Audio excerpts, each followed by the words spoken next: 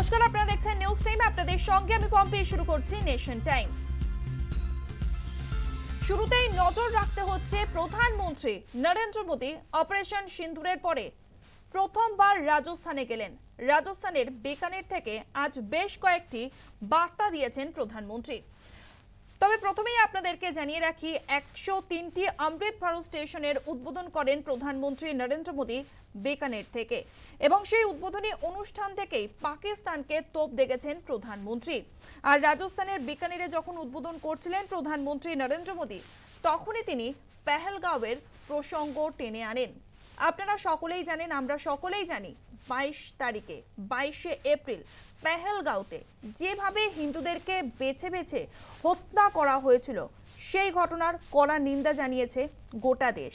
আর আজ প্রধানমন্ত্রী নরেন্দ্র মোদী তিনি কি বললেন? তিনি বললেন 22 তারিখের হামলার জবাব 22 মিনিটে। আরও একটি গুরুত্বপূর্ণ কথা বলেছেন প্রধানমন্ত্রী। তিনি বলেছেন, সিঁদুর বারুদে পরিণত হলে কি হয় তা গোটা বিশ্ব দেখেছে। অর্থাৎ যেখানে দেখানো হয়েছে যেভাবে পেহেলগাঁওতে হত্যা লীলা চালানো হয়েছে, তার প্রত্যাঘাত হিসেবে অপারেশন সিন্দুর, সেই প্রসঙ্গই তুলে ধরেছেন আজ প্রধানমন্ত্রী নরেন্দ্র মোদী। ইতিমধ্যেই আমরা জানি, সরকারের তরফ থেকে 3 বাহিনীকে ফ্রি হ্যান্ড দিয়ে দেওয়া হয়েছিল। তারপরেই সেই অপারেশন সিন্দুর, যারা সিন্দুর মেটানোর চেষ্টা করেছিল, ভারত তাদেরকে মাটিতে মিশিয়ে দিয়েছে। পাকিস্তানের 9টি জঙ্গি ঘাঁটি গুড়িয়ে দিয়েছে ভারত এই অপারেশন সিন্দুরের মাধ্যমে। প্রধানমন্ত্রী নরেন্দ্র মোদী কি বললেন 22 মিনিটের অপারেশন নিয়ে, শোনাবো আপনাদের। 22 तारीख के हमले के जवाब में हमने 22 मिनट में आतंकियों के 9 सबसे बड़े ठिकाने तबाह कर दिए।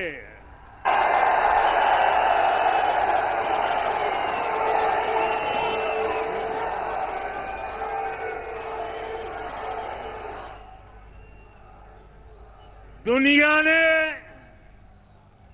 और देश के दुश्मनों ने भी देख लिया कि जब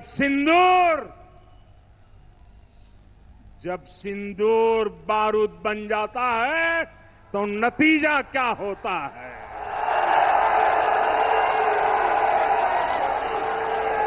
यहां से कुछ ही दूर सीमा पार पाकिस्तान का रहीम यार खान एयरबेस है। पता नहीं आगे कब खुलेगा। आईसीयू में पड़ा है।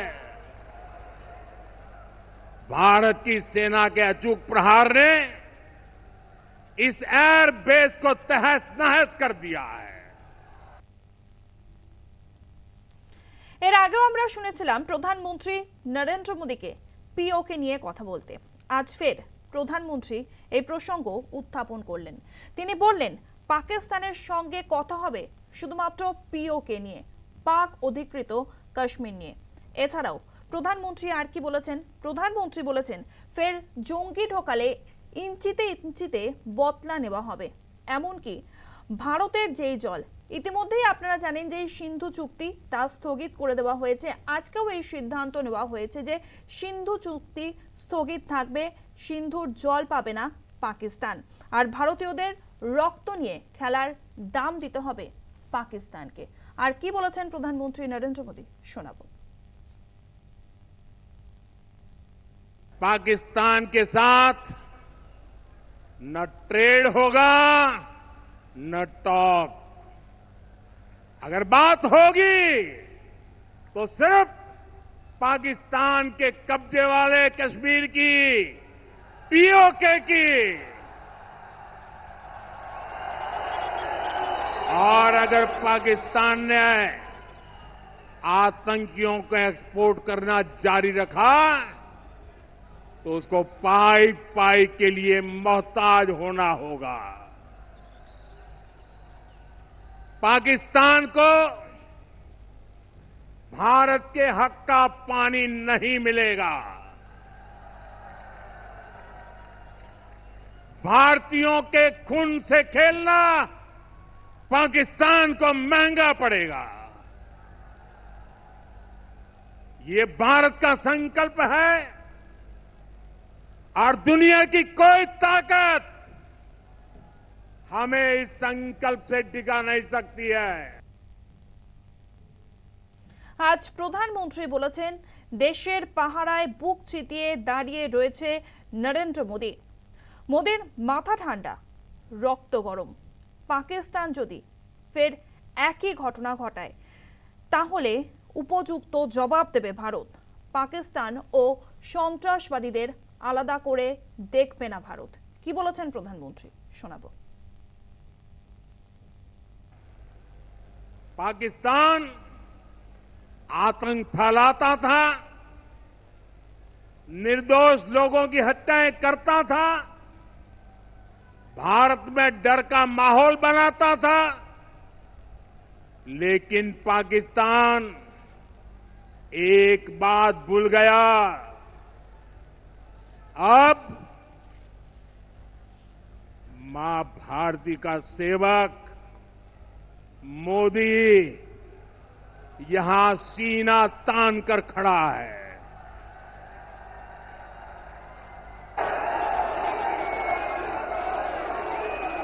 मोदी का दिमाग ठंडा है, ठंडा रहता है, लेकिन मोदी का लहू गर्म होता है।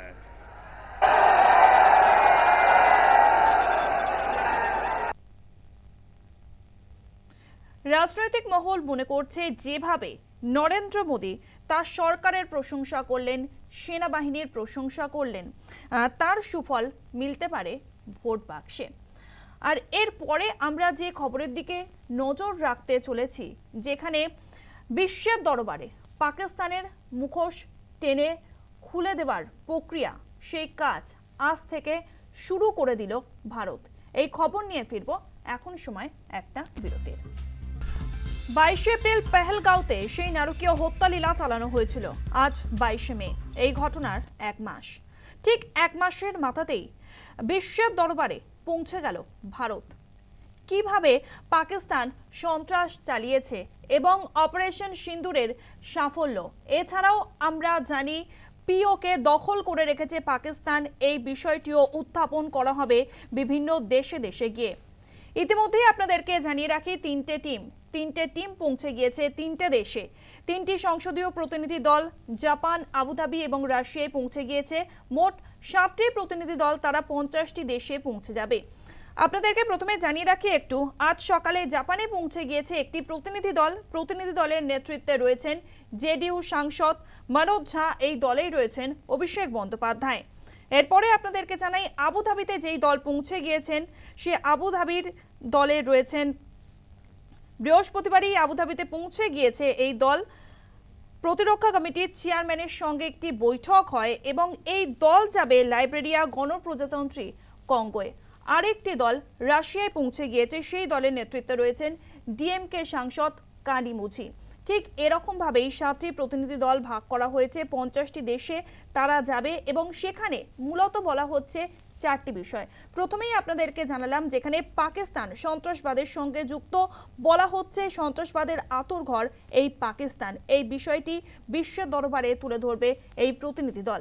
এছাড়াও যেভাবে সিন্দুর অপারেশন চালানো হয়েছে তার সাফল্য তুলে ধরা হবে।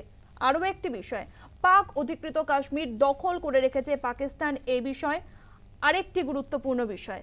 মার্কিন প্রেসিডেন্ট ডোনাল্ড ট্রাম্প তিনি জানিয়েছিলেন যে তার মধ্যস্থতাতেই পাকিস্তান এবং ভারত এবং পাকিস্তানের মধ্যে যুদ্ধবিরতি হয়েছে। তবে এই বিষয়টি যে সত্যি নয় তাও তুলে ধরা হবে ভারতের তরফ থেকে, কারণ আমরা জানি পাকিস্তানের ডিজিএমও প্রথমে ভারতের ডিজিএমওকে ফোন করে এবং তারপরেই তারা চায় এই সংঘর্ষ বিরতি হোক, তারপরেই এই সিদ্ধান্ত নেওয়া হয়েছে। মোট এই 4টি বিষয় তুলে ধরা হবে অন্যান্য দেশের সামনে। আর এই বিষয়ে বিদেশ মন্ত্রকের মুখপাত্র রণধীর জয়সওয়াল কি জানিয়েছেন শোনাবো আপনাদের। Central idea behind this objective, this is a political mission. We want to make a strong outreach to the world to convey our resolve to fight terrorism. We want the world to come together to fight terrorism tooth and nail in all its forms and manifestations. We want to exhort the world to hold those responsible for cross-border terrorism accountable. Those have been practicing it for the last 40 years against India, that is Pakistan. Their actions need to be called out. They have to be held accountable for the terror attacks that they have carried out against India. বুধবারই পেহেলগাঁওতে পৌঁছে গিয়েছে তৃণমূলের প্রতিনিধি দল। সেই প্রতিনিধি দলে রয়েছেন 5 জন সদস্য। রাজ্যের মন্ত্রী মানস ভুঁইয়া, তৃণমূলের রাজ্যসভার সাংসদ ডেরেক ওব্রায়েন, সাগরিকা ঘোষ, নাদিমুল হক এবং মমতা বালা ঠাকুর। 5 জন তারা গতকাল পৌঁছে গিয়েছেন। সেখানে গিয়ে জম্মু কাশ্মীরের মুখ্যমন্ত্রী ওমর আবদুল্লার বাসভবনে যান, তার দফতরে বৈঠক হয়। সেই বৈঠক প্রায় 1.5 ঘন্টারও বেশি সময় ধরে এই বৈঠক চলে। আর মুখ্যমন্ত্রী মমতা বন্দ্যোপাধ্যায়কে ধন্যবাদ জানিয়েছেন জম্মু কাশ্মীরের মুখ্যমন্ত্রী ওমর আবদুল্লা। তিনি বলেছেন কাশ্মীরের কথা ভেবেছেন, কাশ্মীরের কথা ভেবেই সেই প্রতিনিধি দলকে পাঠানো হয়েছে। তবে এই 5 প্রতিনিধি দল, তৃণমূলের প্রতিনিধি দল, তারা রাজৌরিতে যাবেন, পুঞ্চে যাওয়ার কথা রয়েছে।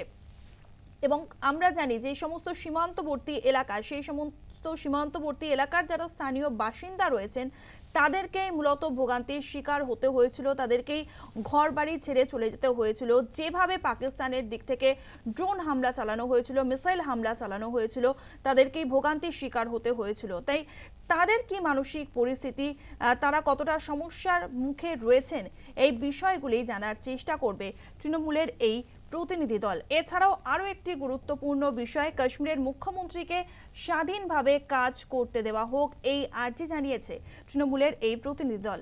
মন্ত্রী মানস ভুঁইয়া কি বলছেন শোনাবো আপনাদের।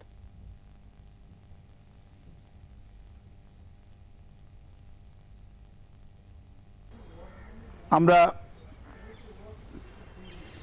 সম্মানীয় মুখ্যমন্ত্রী ওমর আবদুল্লাহ সাহেবের সঙ্গে প্রায় 90 মিনিট পরিস্থিতি নিয়ে পর্যালোচনা আলোচনা করেছি। এখানে পাকিস্তান থেকে যে গোলাগুলি হয়েছে, যে আক্রমণ হয়েছে সীমান্তের ওপার থেকে, তাতে পুঞ্চে এবং রাজৌরিতে অনেকেই ক্ষতিগ্রস্ত হয়েছেন, সব সম্প্রদায়ের মানুষ। খুবই গভীর বেদনার বিষয়। তাদের সহানুভূতি জানাতে, তাদের ভালোবাসা জানাতে এবং তাদের সংগ্রাম যেভাবে তারা রক্ষা পেয়েছেন, এবং 25 জন প্রায় নিহত হয়েছেন, একটি বাড়ির ভাই বোন তারাও নিহত হয়েছেন, সব সম্প্রদায়ের মানুষ নিহত হয়েছেন। আমরা আজকে পুঞ্চে যাব, আগামীকাল রাজৌরি যাব এবং জম্মু কাশ্মীরের যে যুক্তরাষ্ট্রীয় কাঠামোতে মুখ্যমন্ত্রীর কাজ করার যে অধিকার, সেই বিষয়ে সবাইয়ের পর্যালোচনা করা উচিত এবং এই রাজ্যে সঠিকভাবে মানুষের কাছে সরকারের কাজকর্ম যেভাবে দরকার সেভাবেই করা উচিত। আমরা আমাদের সার্বিক সহানুভূতি, ভালোবাসা, শ্রদ্ধা তাদের নিবেদন করব। এই জন্যই আমরা এই প্রতিনিধি দল এখানে এসেছি। আর এই বিষয়ে তৃণমূলের রাজ্যসভার সাংসদ সাগরিকা ঘোষ কি বলছেন শুনবো। श्री डेरेक ओब्रायन, श्री नदीमुल हक, ममता ठाकुर, मानस भुइया और मैं सागरिका घोष कल कश्मीर आए हैं।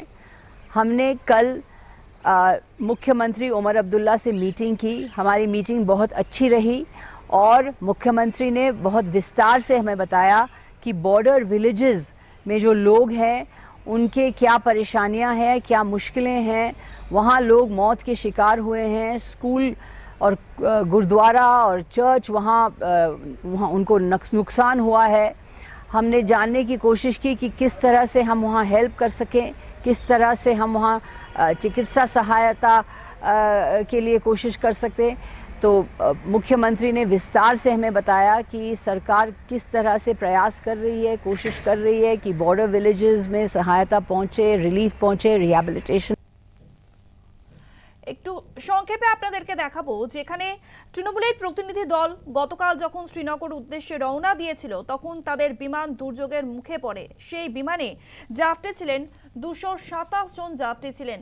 আর সেই ছবি আপনাদেরকে দেখাবো কিভাবে তারা দুর্যোগের মুখে পড়েছিলেন। দিল্লিতে প্রায় তখন 97 কিলোমিটার বেগে ঝড় বইছিল। শ্রীনগরে পৌঁছানোর খানিকক্ষণ আগেই শিলাবৃষ্টি শুরু হয় এবং সেই শিলাবৃষ্টির প্রবল ঝাঁকুনি শুরু হয় আর বিমানের গায়ে আছড়ে পড়ে সেই শিলা বৃষ্টি। গোটা বিমান কাঁপতে থাকে।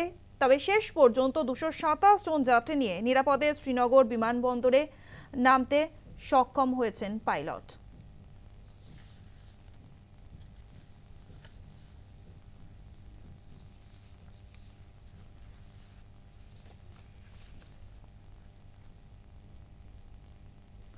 এবারে কিস্তওয়ারের দিকে নজর রাখতে হচ্ছে। সেখানেও সেনা এবং জঙ্গির মধ্যে গুলির লড়াই। কয়েকদিন আগে আপনাদের মনে থাকবে শোপিয়ান এবং ট্রালে একই ছবি উঠে এসেছিল, আপনাদেরকে দেখিয়েছিলাম সেই ছবি। সেনা এবং জঙ্গিদের মধ্যে গুলির লড়াই। গোয়েন্দাদের মারফত খবর পেয়েছিলেন সেনা এবং সেখানে যৌথ অভিযান চালানো হয়েছিল। যৌথ অভিযান চালিয়ে 2 সপ্তাহে খতম করা হয়েছিল 8 জন জঙ্গিকে। আর শোপিয়ান এবং ট্রালে 48 ঘন্টার অপারেশন চালানো হয়েছিল। আজ যে অপারেশন চলছে সেই অপারেশনের নাম দেওয়া হয়েছে অপারেশন ত্রাসি। কিস্তওয়ার জেলায় সেনার গুলিতে এখনো পর্যন্ত কতজন জঙ্গি নিহত হয়েছে তা স্পষ্ট না হলেও একজন জওয়ান শহীদ হয়েছেন সূত্র মারফত এই খবর পাওয়া গিয়েছে। তবে 3 থেকে 4 জন জঙ্গি এখনো পর্যন্ত লুকিয়ে রয়েছে, তারাও সমানভাবে পাল্টা গুলি চালাচ্ছে সূত্র মারফত খবর। আর এই অপারেশন শুরু হয় সকাল 7টার সময়। 7টা নাগাদ কিস্তওয়ার জেলায় সিংপুর এলাকায় যৌথ অভিযান চালায় প্যারা SF, সেনার 11 RR, অসম রাইফেলস এবং SOG। প্রাথমিকভাবে খবর ছিল লুকিয়ে রয়েছে 3 থেকে 4 জন জঙ্গির একটি দল এবং তারাই পাল্টা গুলি চালাতে শুরু করে। শহীদ হয়েছেন এক জওয়ান।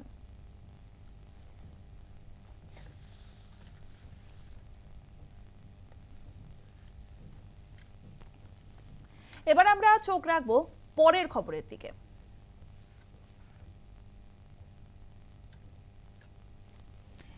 ইডির ক্ষমতা নিয়ে উদ্বেগ প্রকাশ করেছে দেশের শীর্ষ আদালত সুপ্রিম কোর্ট। আজ কি বলেছে সুপ্রিম কোর্ট? বলেছে সব লিমিট ক্রস করেছে, দেশের যুক্তরাষ্ট্রীয় কাঠামো মানা হচ্ছে না। আজ ইডিকে তীব্র ভর্ৎসনা করেছে সুপ্রিম কোর্ট। ভর্ৎসনা করার কারণ কি সেটি একটু আপনাদেরকে জানাই। তামিলনাড়ু স্টেট মার্কেটিং কর্পোরেশন টাসম্যাক নামক রাজ্য সরকার অধীনস্থ সংস্থার বিরুদ্ধে প্রায় 1000 কোটি টাকা দুর্নীতির অভিযোগ উঠেছে। আর সেই দুর্নীতির অভিযোগের প্রেক্ষিতেই মাদ্রাজ হাইকোর্ট ওই মামলার প্রেক্ষিতে সংস্থার বিরুদ্ধে ইডি তদন্তের নির্দেশ দেওয়া হয়। আর ইডি সেই তদন্ত শুরু করে। আর এখানেই তারপরেই তামিলনাড়ু সরকার এবং টাসমাক এই সংস্থা ইডির বিরুদ্ধে গিয়ে সুপ্রিম কোর্টে মামলা করে। সেই মামলাতেই আজকে সুপ্রিম কোর্ট জানিয়ে দেয় একটা গোটা সংস্থার বিরুদ্ধে কিভাবে ফৌজদারি মামলা দায়ের হতে পারে। কোনো ব্যক্তির বিরুদ্ধে মামলা দায়ের হওয়া উচিত ছিল। আপনাদের তদন্ত তো সীমা ছাড়াচ্ছে।